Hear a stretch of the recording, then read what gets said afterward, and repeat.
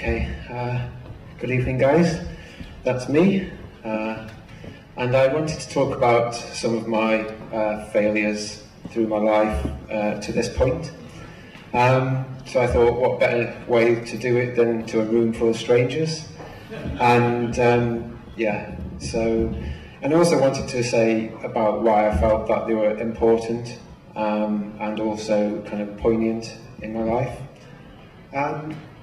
So this is my first failure. It's entering a county swimming competition, but I didn't mention that I couldn't actually swim. So I got dragged out by a large dinner lady with a big pole. That was my first failure. My second failure is a bit of a reverse failure, which I call, and this is a rabbit's hutch, which I won again in another competition, but I didn't have a rabbit to put in it, so I actually had to go out and buy a rabbit afterwards. So this is my shark drawing, which I drew when I was about 7. This is actually the one that I drew before was actually better than this, but I sent this into Tony Art's gallery. It didn't get shown. But it was way before Damien Hirst's shark. So this is my 1% on my maths exam, which I scored 3 times. But it was more of a protest than a failure, because I just thought that the maths teacher was quite bad.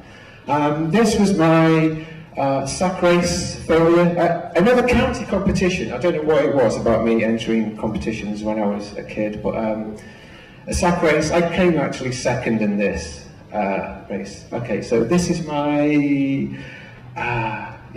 failure of art in school.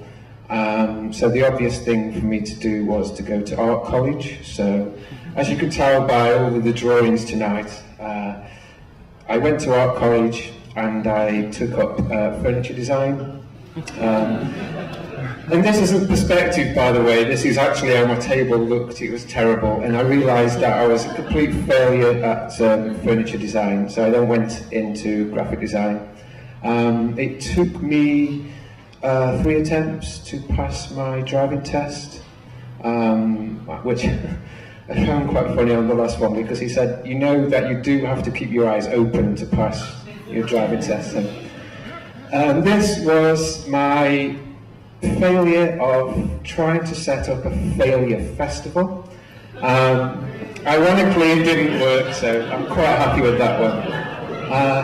This one is my Snowdon failure, probably about 20 metres off from the top, but bloody feet and blisters, lactic acid, no eat, no drink, what do you expect? This one I'm quite happy with.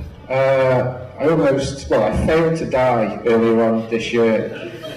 I got took into the A&E, and it was quite a bad flu, pleurisy infection, blah, blah, blah. I'm still here anyway, luckily. Why I wanted to kind of tell you about my failures tonight was because I feel that the most important parts of my life, and also to share them with other people, I found was something that not a lot of people want to do or tend to do. And so usually they're the parts which become in between the kind of success stories, but I felt like that my success stories were me trying to do something, and through that trying I wouldn't know if I succeeded or not, so it was only through trying that I kind of failed. So it's a kind of trying something and failing, or trying something and never knowing if it is going to fail or not. So I like to see it as a kind of smiley face. And it's kind of like every fail is a kind of addition to that smiley face. And so hopefully then at the end of the smiley face it becomes one big failure, which is not always something that you want to admit to people, but I feel that it's something that isn't necessarily kind of shared, like I commented before. But I think what I learned from this very quickly was that I'm not very good at looking after rabbits. To learn to understand what you're going to do before you actually do it. So, and just kind of be happy to fail, and that's what I'd like to say tonight, and to everybody here, be happy to fail, and that's really sort of the end of my talk. So thanks very much, guys, and I'll leave it there.